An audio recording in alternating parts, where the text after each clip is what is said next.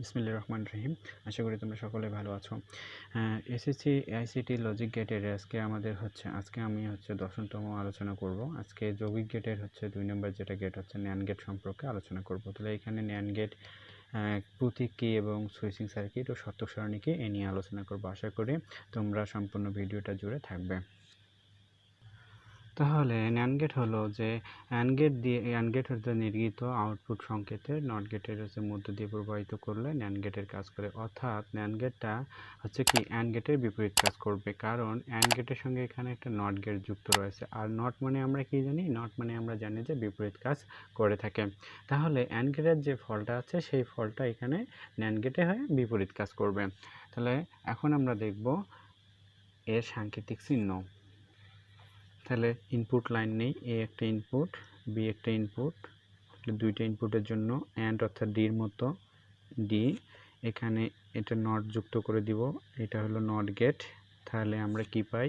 And অর্থাৎ ইনটুর কাজ করে, তাহলে এ অ্যান্ড বি নট যেহেতু আছে তাহলে আমরা পাবো X equal A not B, অর্থাৎ এ বি নট। এটা হলো দুই চলকের জন্য। তাহলে তিন চলকের জন্য আমরা তিনটা ইনপুট নেই, একটা এ, একটা বি অ্যান্ড একটা সি। তাহলে আমরা ডি নিলাম, অ্যান্ড গেট হয়ে গেল। এখানে একটা যদি আমরা বাবল যুক্ত করে দিই তাহলে ন্যান্ড হয়ে গেল।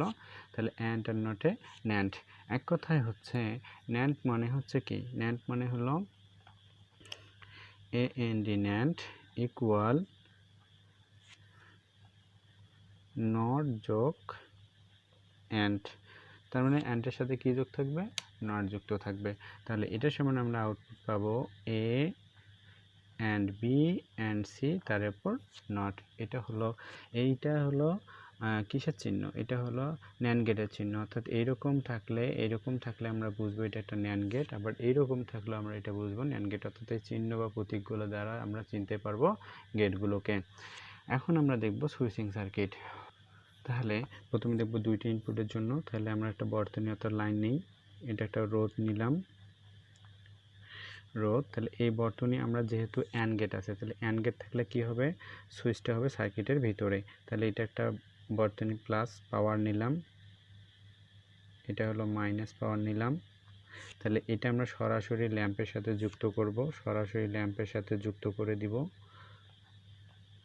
এখানে একটা ল্যাম্প নিলাম,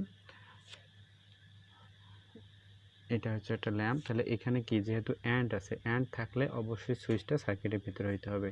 তাহলে কয়টা ইনপুটের জন্য? দুইটা। তাহলে এখানে একটা আমরা সুইচ নিব, আবার এখানে একটা সুইচ নিব। তাহলে এখানে আমাদের দুইটা সুইচ, একটা এ সুইচ, একটা হলো বি সুইচ। এখন এটার আমরা দেখব শর্তক সারণী। তাহলে এটা হলো আমাদের শর্তক সারণী। আমরা শর্তক সারণী করতেছি দুইটা ইনপুটের জন্য, অর্থাৎ এ আর বি ইনপুটের জন্য। তাহলে এখানে আমরা এ বি একটা অ্যান্ড গেট নিলাম, এ বি অ্যান্ড নিলাম, আর সেটা আমরা আউটপুট কি পাই? আউটপুট পাই এ বি অ্যান্ড তার উপর নট পাই, অর্থাৎ ন্যান্ড পাই।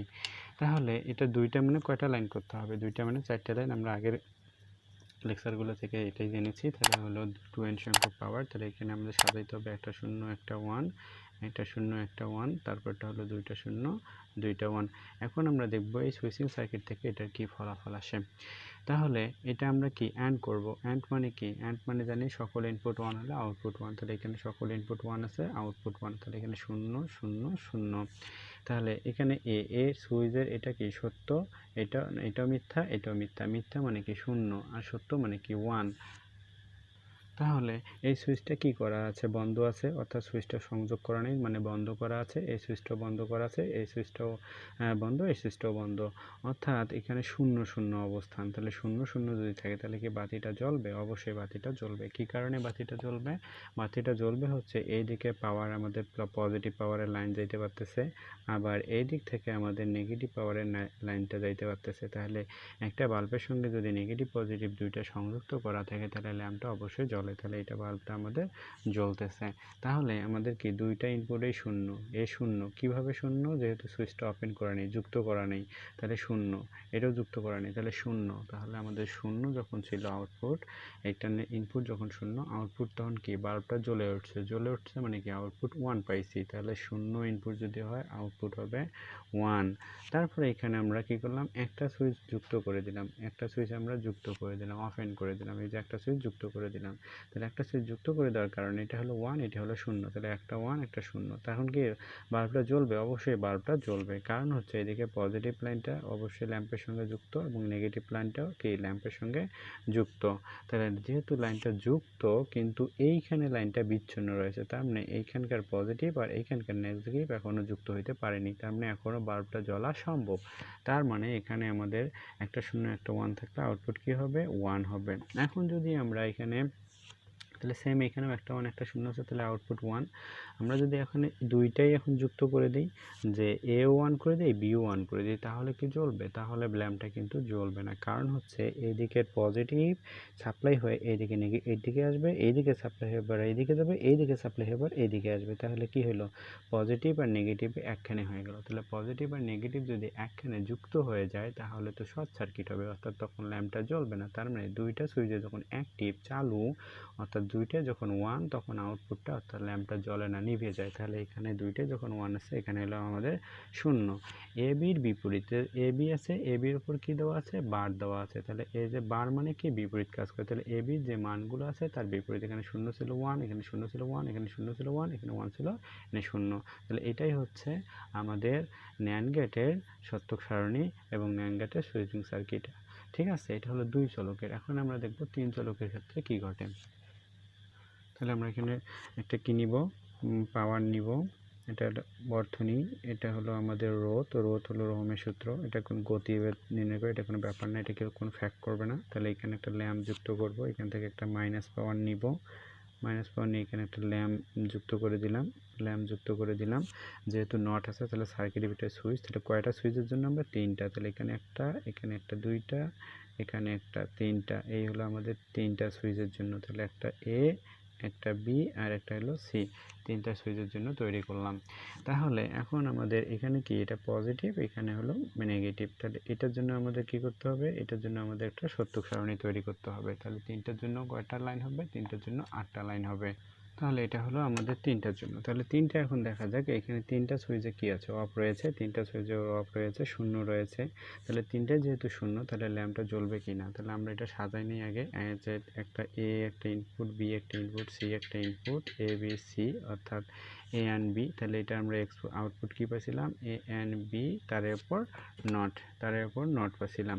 তাহলে 3টার জন্য কয়টা হয়? 8টা লাইন। তাহলে কি করে? একটা 0 একটা 1, একটা 0 একটা 1, তারপর হলো 2টা 0 2টা 1, 4টা 0 4টা 1, এভাবে সাজাইতে হবে।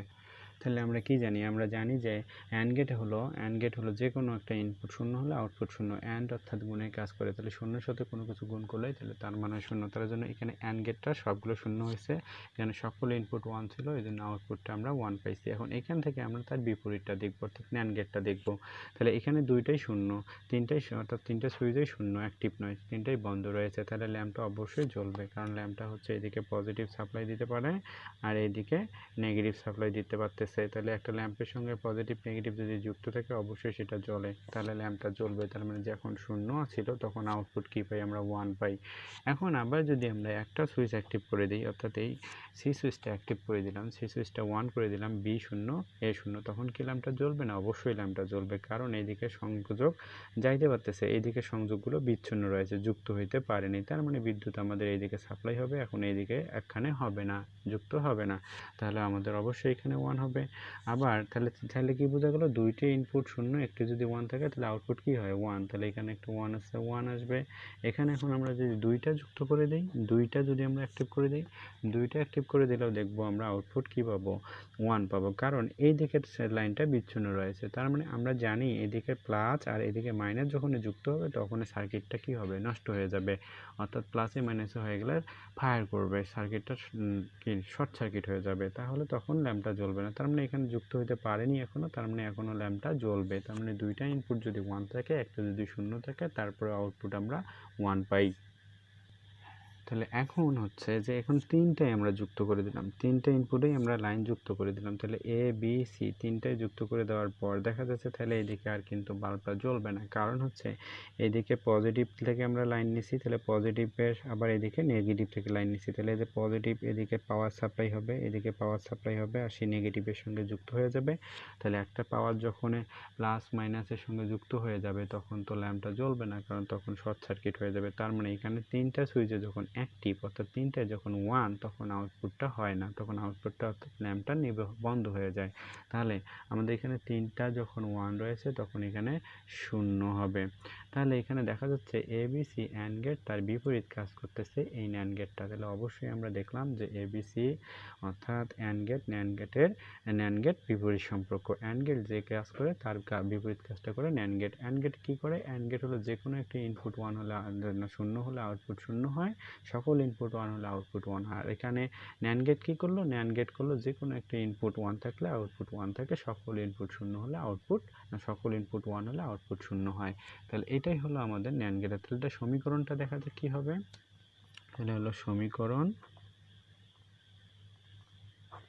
সমীকরণ দ্বারায় নট এ অ্যান্ড বি। তাহলে এটা আমি দুইটার জন্য দেখাচ্ছি। তাহলে নট অ্যান্ড অর্থাৎ ইনটু চিহ্ন বি, তাহলে এটা ভাঙলে আবার কি দাঁড়ায়? নটের জন্য কি হবে? বার। তাহলে হবে আমরা এ বি তার এরপর বার নিতে পারবো। তাহলে এইটা একটা সমীকরণ। তাহলে এই সত্য সারণীর 3টা যে এ বি সি নট আছে ওইটাও একটা, অর্থাৎ 3টা হলে অর্থাৎ 3টার জন্য হবে এ বি সি, এই 3টা হলো তার, এই 2টা হলো কি তার, অর্থাৎ ন্যান্ড গেটের সমীকরণ। তো এটাই হচ্ছে ন্যান্ড গেট। তো আশা করি তোমরা সবাই এই লেকচারগুলো দেখবা। প্রত্যেকটা লেকচার ধারাবাহিকভাবে অর্থাৎ সিরিজ পদ্ধতিতে দেওয়া আছে, অর্থাৎ একটা পর একটাই করে আলোচনা করা আছে। তোমরা অবশ্যই প্রত্যেকটা ধারাবাহিকভাবে দেখে নিবা, তাহলে বুঝতে অনেক সোজা মনে হবে। আশা করি সবাই ভালো থাকবা, সুস্থ থাকবে ইনশাআল্লাহ।